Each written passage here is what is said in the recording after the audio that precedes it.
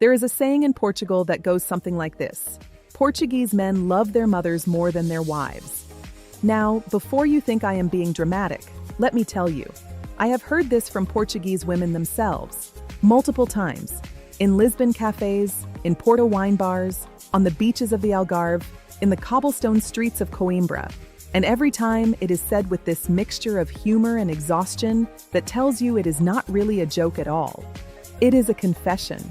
Portugal is one of the most beautiful countries in Europe. Ancient, romantic, soaked in fado music and golden light. But beneath that beauty lies a dating culture that has left an entire generation of Portuguese women looking beyond their borders and wondering if love might be waiting somewhere else. I am Julia, and today we are diving deep into why so many women in Portugal dream about foreign men. Trust me, this story is more complicated and more fascinating than you think. Portugal is stunning. Let me just establish that right away. The azulejo tiles, the pastel de nata, the way the Atlantic crashes against the cliffs in Sagres like the world is ending and beginning at the same time. The melancholy beauty of fado music pouring out of tiny restaurants in Alfama at midnight. If you have been to Portugal, you know what I mean. If you have not been, put it on your list immediately. But here is what guidebooks do not tell you. Portugal is also one of the most traditional countries in Western Europe. It was under a conservative dictatorship until 1974, not that long ago in the grand scheme of things. And while the country has modernized rapidly in many ways since then, certain cultural attitudes have been slower to change, particularly when it comes to gender roles. Portugal ranks surprisingly low on gender equality indexes compared to its Western European neighbors. Women still do the vast majority of housework and childcare, even when they work full-time. The gender pay gap is real and persistent, and perhaps most tellingly, Portuguese men marry later than almost anywhere else in Europe, often not until their mid to late 30s. Why? Because many of them are still living at home with their mothers, enjoying a life where meals are cooked, laundry is done, and they face no pressure to grow up. This is not an exaggeration. Portugal has one of the highest rates of adult children living with their parents in all of Europe. And while economic factors play a role, housing is expensive, wages are relatively low, culture plays an even bigger one. Portuguese mothers are famously devoted to their sons. Portuguese sons are famously comfortable letting that devotion continue well into adulthood. And Portuguese women, they are exhausted. Portuguese mothers are famously devoted to their sons. Portuguese sons are famously comfortable letting that devotion continue well into adulthood. And Portuguese women? They are exhausted. Let me paint you a picture. You are a 28-year-old woman in Lisbon. You have a university degree. You work in marketing or tech or tourism. You are fluent in Portuguese, English, and probably a bit of Spanish or French. You are independent, stylish, intelligent. You go on a date with a guy. He is handsome. He is charming. The conversation flows. You think, okay, maybe this could be something. And then you find out he still lives with his parents, and his mother still does his laundry, and he expects to have dinner at his mother's house every Sunday. And when you eventually meet her, she looks at you with this very specific combination of politeness and possessiveness that lets you know you will never be the most important woman in his life. She will. This is the mama's boy phenomenon, and it is legendary in Portugal. I am not talking about a man who loves his mother. That is beautiful. That is healthy. I am talking about a man whose identity is still so tangled up with his mother's expectations that he has never really become his own person. Portuguese women have told me stories that would make your jaw drop. The boyfriend whose mother had a key to his apartment and would let herself in to clean and rearrange things. The fiancé who canceled a romantic weekend because his mother needed help with something that absolutely could have waited. The husband whose mother criticized every meal his wife cooked because it was not made the right way, meaning her way. And here is the thing. These are not outliers. This is common enough that Portuguese women recognize the pattern immediately. They have lived it. They have watched their friends live it. And many of them have decided, I would rather be alone than be in a relationship where I am constantly competing with someone's mother. This is common enough that Portuguese women recognize the pattern immediately. They have lived it. They have watched their friends live it. And many of them have decided, I would rather be alone than be in a relationship where I am constantly competing with someone's mother. But it is not just about mothers. Portuguese men, like men in many Southern European cultures, are raised in an environment where emotional expression is not encouraged. Vulnerability is seen as weakness. Talking about feelings is seen as feminine. And so you get generations of men who are warm, funny, sociable in public, and emotionally shut down in private. I spoke to a woman named Sophia in Porto. She is 32, works as an architect, absolutely gorgeous and sharp as a knife. She told me she had been in a 4-year relationship with a Portuguese man who she loved deeply. But in those 4 years, he never once initiated a serious conversation about their future. He never talked about what he was feeling. When she tried to bring up difficult topics, moving in together, marriage, children, he would deflect with humor or just shut down entirely. She said, I felt like I was in a relationship with a ghost. He was there, but he was not really there. And I got so tired of trying to pull emotions out of someone who had been taught his whole life that emotions were something to be hidden. This is a pattern I heard again and again. Portuguese women describing relationships where affection was present, but depth was not. Where men were comfortable with routine, but terrified of vulnerability. Where love was assumed, but never really discussed. And when you contrast that with men from other cultures, Northern European men who have been raised with more permission to express emotions. American men who are more comfortable with therapy culture and talking about feelings, even men from other parts of Southern Europe where the culture has shifted more quickly, the difference is striking. Portuguese women are not asking for men who cry at every commercial.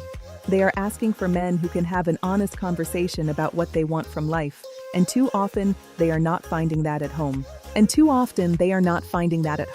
Now we need to talk about money, because you cannot understand the dating landscape in Portugal without understanding the economic reality. Portugal is beautiful, but it is also one of the poorest countries in Western Europe. The minimum wage is low. The cost of living, especially in Lisbon and Porto, has skyrocketed. Young people are struggling. Many Portuguese professionals are leaving the country entirely, moving to places like the UK, Germany, France, or Luxembourg, where salaries are 2 or 3 times higher for the same work. What this means for dating is that Portuguese men often feel economically emasculated. They cannot afford to move out of their parents' house. They cannot afford to take a woman on the kind of dates they see in movies. They feel pressure to provide in traditional ways, but lack the resources to do so. And that frustration sometimes comes out as defensiveness or withdrawal, or clinging even more tightly to traditional gender roles as a way to assert some sense of control. They feel pressure to provide in traditional ways, but lack the resources to do so. And that frustration sometimes comes out as defensiveness, or withdrawal, or clinging even more tightly to traditional gender roles as a way to assert some sense of control. Portuguese women, meanwhile, are often out-earning their male peers. They are more likely to have advanced degrees. They are more likely to speak multiple languages. They are more likely to be working in international companies or remote jobs that pay better. And this creates tension.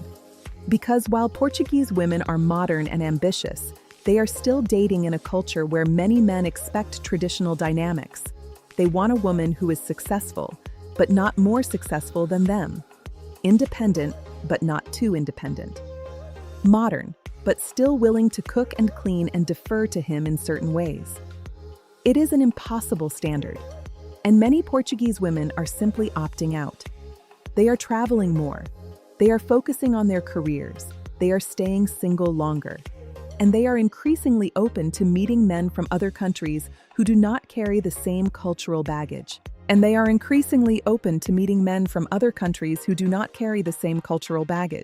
So who are these foreign men that Portuguese women are dreaming about? Northern Europeans are high on the list. Men from Sweden, Denmark, the Netherlands, Germany. These men are perceived as more egalitarian, more emotionally open, more comfortable with women as equals. There is also the practical appeal. These countries have stronger economies, better social safety nets, more progressive attitudes toward gender. British men are interesting because of the historical connection between Portugal and the UK. There is a long-standing expat community. English is widely spoken, and British men are seen as witty, straightforward, and less hung up on traditional masculinity than Portuguese men. American men carry a different appeal. Portuguese women often describe American men as more direct, more communicative, more willing to talk about what they want. There is also the perception that American men are more comfortable with ambitious women, that they see a successful partner as an asset rather than a threat. Portuguese women often describe American men as more direct, more communicative, more willing to talk about what they want. There is also the perception that American men are more comfortable with ambitious women, that they see a successful partner as an asset rather than a threat. French men, Spanish men, Italian men. Interestingly, these are less idealized.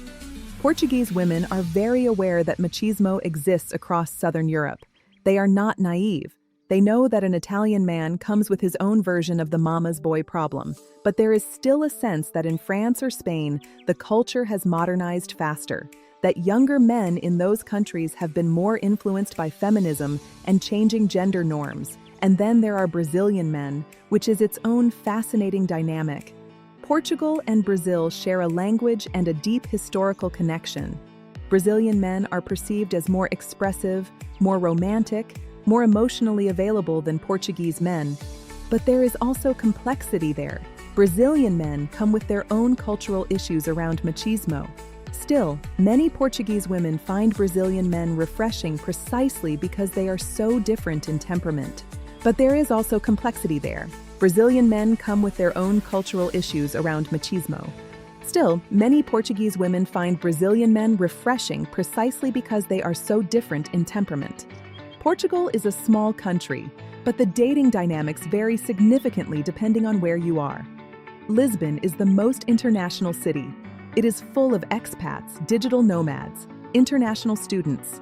Women in Lisbon are exposed to foreign men constantly. They work in multinational companies. They speak English fluently, they travel regularly, and they are the most vocal about their frustrations with Portuguese men because they have the most access to alternatives. Porto, in the north, is more traditional but also more grounded. Porto women are known for being strong, direct, no nonsense. They are less likely to idealize foreign men and more likely to be pragmatic about what they want. But even in Porto, I heard the same complaints. Men who are lovely but stuck in old patterns, mothers who are too involved, relationships that feel more like friendships than partnerships. But even in Porto, I heard the same complaints. Men who are lovely but stuck in old patterns, mothers who are too involved, relationships that feel more like friendships than partnerships. And then there is the rest of Portugal, the smaller cities, the Algarve, the rural areas. Here, the culture is even more traditional. Gender roles are more rigid. The pressure to marry and have children is stronger. And women who do not fit the mold often feel suffocated. Many of them leave for Lisbon or Porto or abroad as soon as they can. Those who stay often feel isolated, like they are waiting for something that might never arrive. Portugal gave the world the word saudade, that deep, melancholic longing for something you love but can no longer have, or perhaps never had at all. And I think that word captures something essential about Portuguese women and their dreams of foreign men. It is not that they hate Portuguese men. It is not that they think foreign men are perfect. It is that they are longing for a version of love that feels different from what they have known. A love where they do not have to compete with a mother. A love where emotions are shared instead of hidden. A love where partnership is real and not just a word. This longing is woven into Portuguese culture. It is in the fado music that plays in dark restaurants, sung by women whose voices carry centuries of yearning. It is in the tiles that line the streets, beautiful and melancholic at the same time. It is in the way Portuguese women talk about love, with hope and skepticism in equal measure. One woman told me, "I have saudade for a relationship I have never had. I know what I want, but I have not found it here. So I dream about it. And sometimes that dream has a foreign face. If you are a foreign man considering dating a Portuguese woman, here is what you need to know. First, Portuguese women are not desperate. They are not looking for a ticket out of their country. Portugal is their home, and despite everything I have said, they love it deeply. They love the food, the language, the history, the beauty. They are proud to be Portuguese. What they are looking for is a partner who meets them where they are, someone who respects their independence, their intelligence, their ambitions. Someone who does not expect them to shrink themselves to fit into a traditional role. Someone who can communicate openly, who is emotionally available, who sees them as an equal. Portuguese women are also incredibly warm, loyal, and family-oriented. Yes, even while they are frustrated with traditional family dynamics. They value deep connection. They value substance. They are not interested in superficial charm. They have seen enough of that at home. If you can bring genuine curiosity about their culture, a willingness to learn Portuguese, and the emotional maturity to build a real partnership, you will find that Portuguese women are some of the most incredible partners in the world. But come with respect, come with humility, and understand that the woman sitting across from you has a whole story, a whole life, a whole set of experiences that have shaped who she is. Your job is not to save her. Your job is to be worthy of her. So why does every woman in Portugal dream about foreign men? Because she is dreaming about a relationship that feels like a true partnership. Because she is tired of competing with mothers and fighting against emotional walls. Because she has watched the world change around her while the men in her country have been slow to catch up. And because she knows what she deserves. Portugal is one of the most romantic countries on earth. But romance and reality are not always the same thing. And Portuguese women are smart enough to know the difference. I am Julia. If this resonated with you, leave a comment. Tell me your experience. Whether you are a Portuguese woman, whether you have dated one, whether you have lived this story yourself, I want to hear it. See you in the next one.